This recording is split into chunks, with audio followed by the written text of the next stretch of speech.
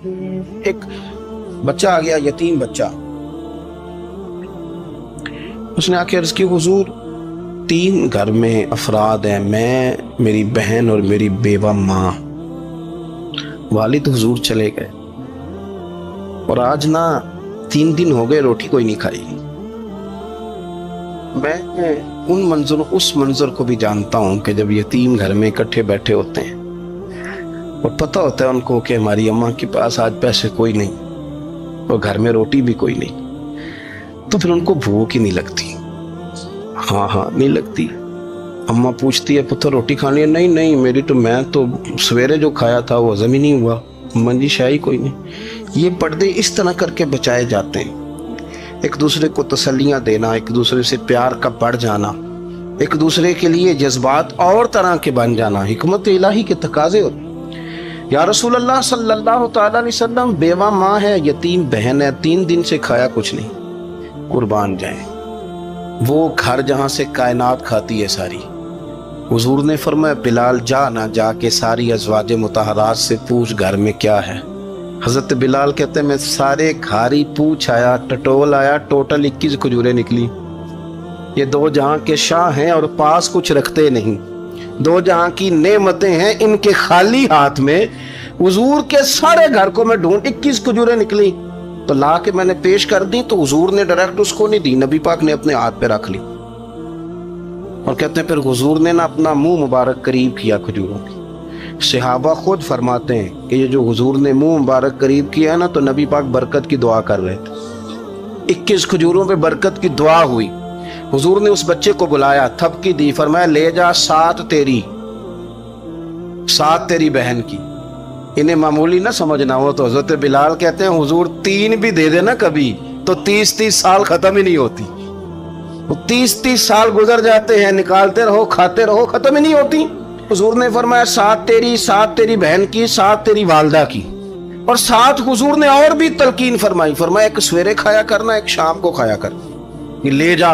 حضرت سیدنا بلال حبشی کہتے ہیں رضی اللہ تعالیٰ عنہ کہ بچہ لے کے جب باہر نکلا تو حضرت سیدنا معاذ ابن جبل دوڑ کے گئے اور جا کے بچے کے سر پہ شفقت سے ہاتھ پھیرا، کا فکر نہ کرنا، رب کریم تجھے بہترین سرپرست عطا کرے گا، پتر پریشان نہ ہونا، اللہ تیری مدد کرے گا، صرف حوصلہ دیا، سر پہ دست شفقت پھیرا۔ بچہ چلا گیا تو حضور نے فرمایا معاذ ادھر آؤ نا ذرا۔ یا رسول اللہ حکم ہو۔ فرمایا کس چیز نے تمہیں اٹھایا بچے کے سر پہ ہاتھ رکھنے کے لیے؟ کس نے تمہیں کہا؟ کس چیز نے تمہیں اٹھایا جو تم بچے تک پہنچ گئے؟ عرض کی یا رسول اللہ وہ جو میرے دل میں اللہ نے یتیم کے لیے رحمت رکھی ہے نا، اس نے مجھے اٹھایا تھا، اور میں نے جا کے اس کے سر پہ دست شفقت پھیرا۔ تو حضور فرمانے لگے سن پھر، جو کسی یتیم کے سر پہ خالی ہاتھ بھی پھیر دے، جتنے بال اس کے ہاتھ کے نیچے آئیں گے نا، رب اتنی خطائیں معاف کرے گا، اتنی نیکیاں دے گا، اتنے درجے اس کو بلند کر دے گا۔ خالی دست شفقت ہی پھیر دے، دینا دلانا تو بات کی بات ہے، اس کا خیال رکھنا۔ تو یہ جو ہمارے مدارس ہیں نا، ان میں اکثر بچے غریب ہوتے ہیں، لیکن کچھ بچے تگڑے گھروں کے بھی ہوتے ہیں، مالدار گھروں کے بھی۔ اس میں اگر کوئی ایسا بچہ آ بھی جاتا ہے نا جو یتیم ہے، کمزور ہے، تو وہ اپنے آپ کو محسوس نہیں کرتا کمزور، کیونکہ وہ یہ نہیں سمجھتا کہ میں یتیم خانے میں آیا ہوں۔ اس کے ذہن میں مائنڈ سیٹ یہ ہوتا ہے کہ میں مدرسے میں آیا ہوں اور میں پڑھنے کے لیے آیا ہوں۔ اور چونکہ وہ کچھ وزادار بچے، مالدار بچوں کے ساتھ وقت گزارتا ہے، اسی دسترخوان پہ بیٹھ کے کھاتا ہے، اسی کلاس میں سب کے ساتھ بیٹھ کے پڑھتا ہے، تو اس کی عزت نفس مجروح ہونے کی بجائے طاقت پکڑتی۔ وہ برابری کی سطح پہ جب آتا ہے تو اسے محسوس ہوتا ہے کہ مجھے عزت دی جا رہی۔ اس لیے مدارس اسلامیہ میری نظر سب سے مضبوط جگہ ہیں جہاں مساکین کی، یتیموں کی، غریبوں کی صحیح معنوں میں کفالت بھی ہوتی ہے، تعلیم بھی ہوتی ہے، عزت بھی ہوتی ہے، تربیت بھی ہوتی ہے۔ میرے رسول کریم علیہ السلام بڑے انہماک کے ساتھ، بڑے توجہ کے ساتھ۔ اچھا ایک کام اور ہوتا ہے ہمارے ہاں، وہ کیا ہے؟ اگر کوئی یتیم مال چھوڑ گیا نا اس کا باپ، تو پھر تو بارے نہیں آ رہے ہیں اس کے، پھر تو اللہ خیر کرے کہ بہت سارے مل جائیں گے کفالت کرنے والے، بہت سارے ملیں گے دھیان رکھنے والے، بڑے سارے ملیں گے توجہ دینے والے۔ قرآن مجید نے فرما دیا ہے کہ جو یتیم کا مال کھاتا ہے وہ سمجھ لے کہ میں مال نہیں کھا رہا، میں آگ کھا رہا ہوں۔ आग खा रहा हूँ, आग। सूरह निसा देखिए। हमारे यहाँ अगर तो वो माल छोड़ गया है तो फिर तो बहुत सारे रिश्तेदार मुस्तकिल उसके मोहल्ले में मकान लेने को तैयार हो जाते हैं, इल्ला माशाअल्लाह। फिर तो बड़े सारे ऐसे भी रिश्तेदार बन जाते हैं जिनको वालिद की मौजूदगी में कभी जियारत का मौका भी नहीं मिला था। ये माल जो यतीम का है इसकी तो ज्यादा हिफाजत करनी थी। हम कई दफा मसला बताते हैं, लोग फतवाबाजी शुरू कर देते हैं। मुझे बुलाया गया कि एक साहब का इंतकाल हो गया तो उनका ख़त्म शरीफ है, तो बच्चे उनके नाबालिग हैं। तो मैंने कहा कि आप इस तरह करें, उनके माल में से ज़्यादा पैसे ना सर्फ करें। नहीं जी नहीं, बड़े पैसे कमाए हैं जी उसने, सारी ज़िंदगी बाहर निकाली, या तो लाखों करोड़ों कमाए हैं, तो छोटा गोश्त पकाएंगे, बकरे का गोश्त पकाएंगे और हम उनका ख़त्म शरीफ दिलाएंगे। तो मैंने कहा साहब आप रिश्तेदार हैं, उनके बच्चों के माल की हिफाजत करें। ख़त्म शरीफ तो उसमें गोश्त ज्यादा होना जरूरी नहीं, उसमें तो दर्द से दुआ करना जरूरी है, उसमें तो तिलावत कुरान पाक के साले सवाब में जरूरी है, जिक्र अज़कार जरूरी है। लेकिन क्या किया जाता है कि बेदरेग माल उनका अगर हो तो, एक हदीस पाक है बुखारी मुस्लिम में, बड़े गौर से सुनिए और इसके अंदर जितने पहलू हैं उन पर पूरी तवज्जो दीजिएगा कि कहीं हम इधर आ तो नहीं गए। रसूल पाक सल्लल्लाहु अलैहि वसल्लम ना हमारे लिए सबसे बड़े हकीम है, सबसे ज्यादा हिकमत हुजूर ने हमें बतलाई है कि इस रास्ते चलोगे तो बचोगे, इस रास्ते जाओगे तो हलाक हो जाओगे। नबी करीम अलैहिस्सलाम ने फरमाया, बुखारी मुस्लिम में फरमाया, 7 हलाक करने वाली चीजों से बचना, अगर इनमें तुम चले गए तो हलाक हो जाओगे। 7 चीजें हैं जो तुम्हें हलाक कर दे, बर्बाद हो जाओगे, तबाह हो जाओगे, हलाकत का सफर है ये। 7 चीजों से बचो। या रसूल अल्लाह सल्लल्लाहु अलैहि वसल्लम वो कौन कौन सी? तो हुजूर ने फरमाया, अल्लाह के साथ शरीक ना करना, हलाक हो जाओगे। दूसरा नबी पाक सल्लल्लाहु अलैहि वसल्लम ने फरमाया, जादू ना करना, हलाक हो जाओगे। हलाक वो यार जिसे हुजूर फरमा रहे हैं हलाक हो जाए, वो बचेगा। नबी पाक सल्लल्लाहु अलैहि वसल्लम ने तीसरे नंबर पर फरमाया, जिस शख्स के कत्ल करने को अल्लाह ने हराम करार दिया है उसे कत्ल ना करना, हलाक हो जाओ। चौथे नंबर पर रसूल पाक अलैहिस्सलाम ने फरमाया, सूद ना कभी भी खाना, हलाक हो जाओगे, हलाक। बड़ी बड़ी दलीलें दी बैंक वालों ने, बड़ा समझाया तो आदि साहब मान गए, मुहतरम मान गए, कहने लगे नहीं जी नहीं वो कारोबार में लगाते हैं। बड़े भोले भाले हैं हम, पता सारा है। और देखो सब कामों के बावजूद मुस्तकिल बैंकों में पैसे उस अकाउंट में रखे हुए हैं जहां से मुस्तकिल सूद आता है। हुजूर ने फरमाया न करना ये काम। तू कहते मैं सूद पे पैसे लेके कारोबार चमकाऊंगा, तेरे नबी पाक ने तो फरमाया तू हलाक हो जाएगा। तू कहता मैं मेल लगाऊंगा, हुजूर ने तो फरमाया हलाकत है। तू कहता मैं बड़ा कुछ कर जाऊंगा तो हलाकत है। अच्छी तरह समझ ले, असल माल भी जाया हो जाता है उस बंदे का जो सूद का माल मिला लेता है, असल बरकत भी उड़ जाती। और मेरे नबी पाक सल्लल्लाहु अलैहि वसल्लम ने 5वें नंबर पे फरमाया, यतीम का माल न खाना, हलाक हो जाओगे। न खाना इनका माल, ये करोड़ों हो, अरबों हो या 10 रुपए हो, यतीम का पैसा ना खा जाना, हलाक हो जाओगे, हलाकत तुम्हें आ लेगी।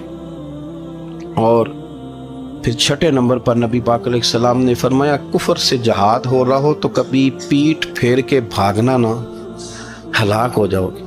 और 7वें नंबर पर अल्लाह के रसूल ने फरमाया, बेकसूर और बेगुनाह औरत पर तोहमत न लगाना, बिला वजह बहू के खाते ना कुछ डाल दे, बिला वजह भाभी और बीवी और किसी भी खातून पर कोई इल्जाम, बेकसूर औरत पर बोहतान न लगाना।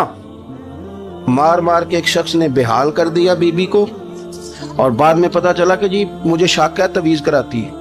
क्या आपकी सोच है? मुसलमान अल्लाह को मानने वाला और इस बातों पर इल्जाम लगाएगा, तवीज करा के लाती। बेकसूर औरत पर बोहतान, एक तो बात है उसे मारना और एक ये है कि कोई तकलीफ देना, और एक खाली इतनी बात की कि बोहतान भी ना लगाना, उस पर इल्जाम ना लगाना। यानी तुमने सिर्फ बेकसूर औरत पर इल्जाम ही लगाया तो हुजूर फरमाते हलाक हो जाओ। ये हलाकत वाला काम है। लेकिन हम बगैर सोचे समझे कह देते हैं उसने कहा है, उसने किया है, ये करती है, ये काम नहीं करें। ये 7 वो चीजें हैं जो हलाक कर देंगी।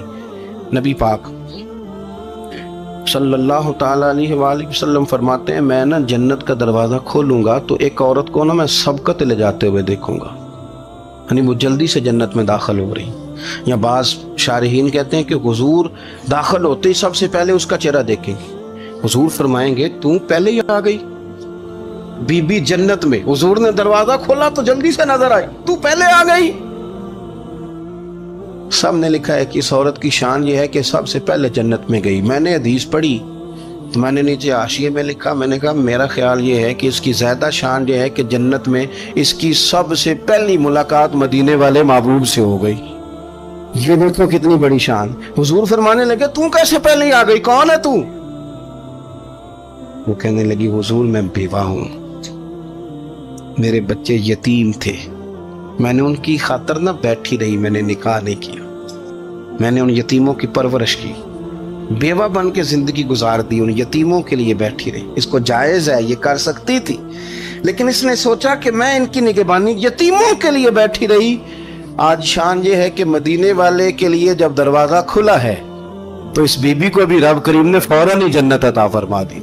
ये सबसे पहले गई।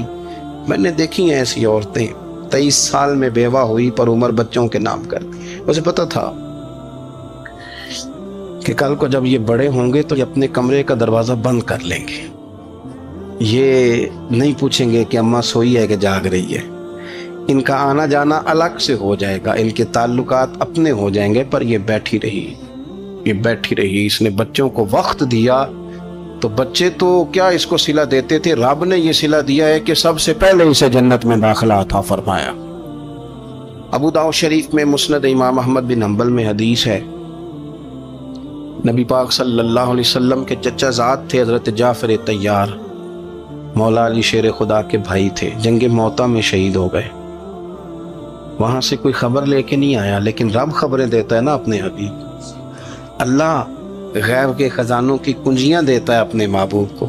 नबी करीम सल्लल्लाहु ताला अलैहि वसल्लम ना उनके घर गए, उनकी ज़ौजा का नाम अस्मा बिनते उमैस था। हुजूर ने फरमाया अस्मा मेरे भतीजों को मेरे पास लाओ। मोहम्मद बिन जाफ़र और अब्दुल्ला बिन जाफ़र रदी अल्लाह ताला बच्चे करीब आए। हुजूर को पता है इनके वालिद शहीद हो गए। नबी पाक ने अपनी नाक मुबारक उनके रुखसारों पे रखे, फिर हुजूर ने उनका माथा चूमा, फिर नबी पाक सल्लल्लाहु अलैहि वसल्लम ने सीने से लगाया, फरमाया हजाम को बुलाओ ना जरा, इनके बाल तराशे कितने बड़े हो गए, हजामत होने वाली। हुजूर प्यार कर रहे थे, आंखों में आंसू थे, तो जनाब अस्मा करीब आई, कहने लगे हुजूर मेरे शौहर की कोई खबर आ गई है? तो नबी पाक सल्लल्लाहु ताला अलैहि वसल्लम ने गर्दन मुबारक उठाई तो आंखों में आंसू थे। फरमाया रब ने मेरे भाई को शहादत का दर्जा अता किया।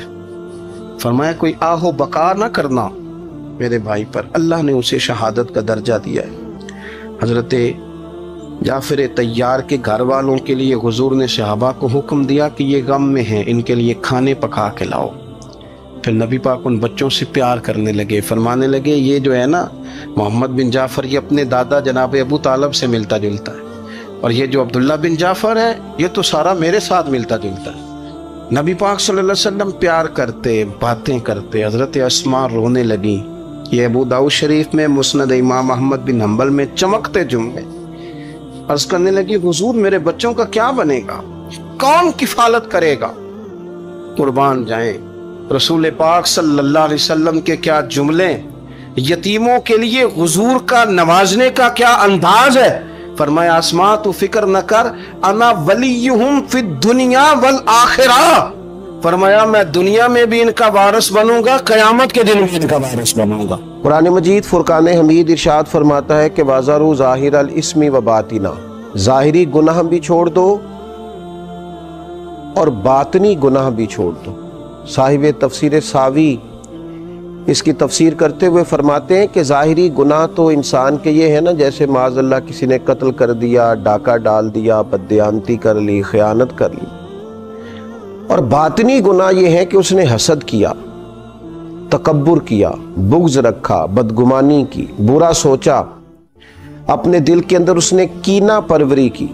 ये सब वो बातनी गुनाह है जो इंसान के दिल को बिगाड़ देते हैं, उसके बातिन को मैला कुचैला गदला कर देते हैं। इंतहाई खूबसूरत, नफीस, पढ़े लिखे, साफ सुथरे, समझदार, अच्छे घराने के लोगों को ये बातिनी गुनाह इस तरह का बना देते हैं कि वो एक खुदगर्ज इंसान बन जाता है। उसका रवैया इंसानों के हक में इंतहाई बदअखलाकी का हो जाता है।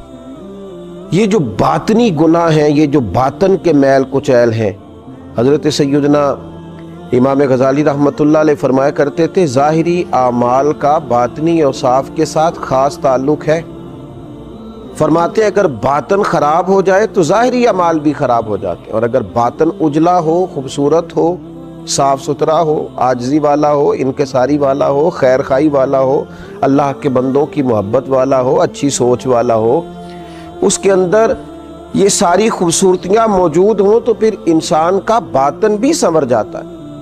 ہمارے دلوں کے اندر بعض ایسی چیزیں ہوتی ہیں جو ہمارے لیے انتہائی خطرناک ہوتی ہیں۔ حسد کا سادہ معنی جو ہمارے ہاں کیا جاتا ہے وہ جلنا ہے۔ تو مجھے بتائیے جو آدمی جل رہا ہوگا وہ سکون کیسے پائے گا؟ بغض کا معنی دل پر کسی کے لیے بوجھ رکھنا بھی کیا جاتا ہے۔ تو جب اپنے دل میں کسی کے لیے بوجھ رکھا جائے گا، تکلیف محسوس کی جائے گی، تو کیا انسان قرار پائے گا؟ تکبر کا معنی یہ ہے کہ آپ نے اپنے آپ کو بڑا جانا، کسی کو چھوٹا اور حقیر سمجھا۔ تو جب ہر وقت آپ اپنی بڑائی ہی کے چکر میں پڑے رہیں گے تو کیا دل کو قرار آئے گا؟ تو یہ وہ باطنی اور روحانی مسائل ہیں جو سامنے والے کا تو شاید کچھ نہیں بگاڑتے، لیکن اپنے آپ کو وہ تکلیف میں، اذیت میں، پریشانی میں مبتلا کر دیتے۔ تو ان روحانی مسائل کی معرفت رکھنا، ان کا خیال رکھنا، نبی اکرم نور مجسم صلی اللہ تعالی علیہ وسلم نے فرمایا تمہارے وجود میں گوشت کا ایک لوتھڑا ہے، اگر وہ ٹھیک ہو گیا تو سارا جسم ٹھیک ہو گیا، اگر وہ بگڑ گیا تو ہر چیز ہی بگاڑ دے گا، بگڑ گئی ساری چیزیں۔ یا رسول اللہ صلی اللہ تعالی علیہ وسلم وہ کون سا لوتھڑا ہے؟ تو فرمایا وہ تمہارا دل ہے۔ اگر تمہارے دل کے اوپر میل کچیل ہو، بغض ہو، عداوت ہو، کینہ ہو، حسد ہو، تکبر ہو، بدگمانی ہو، تو وہ سارے جسم کو بگاڑ دے گا، تمہیں شدید تکلیف میں مبتلا کر دے گا۔ لیکن اگر دل صاف ہو، اگر دل میں عجز ہو، اگر دل میں محبت ہو، اگر دل میں خلوص ہو، دل میں للہیت ہو، اگر دل کے اندر کسی کے لیے درد ہو، خیر خواہی ہو، تو پھر یہ دل باقی اعمال کو بھی سنوار دے گا۔ اسی لیے امام غزالی رحمۃ اللہ علیہ فرمایا کرتے تھے کہ دل ایک تنے کی طرح ہے، درخت کا جو تنا ہوتا ہے اس کی مانند دل ہے۔ اگر تمہارا دل صاف ہے تو پھر جو اوپر شاخیں لگیں گی تنے کے وہ بھی خوبصورت لگیں گی، پھول لگیں گے، پھل لگیں گے، توانائی ہوگی۔ لیکن اگر دل ہی بگڑ گیا ہے، پاک ہوئے تے پاک ہی ملدا ہی تے بنا پاکوں پاک نہیں ملدا، سارے جسم دے تون دے نالوں اکو تولے ٹکڑا دل دا۔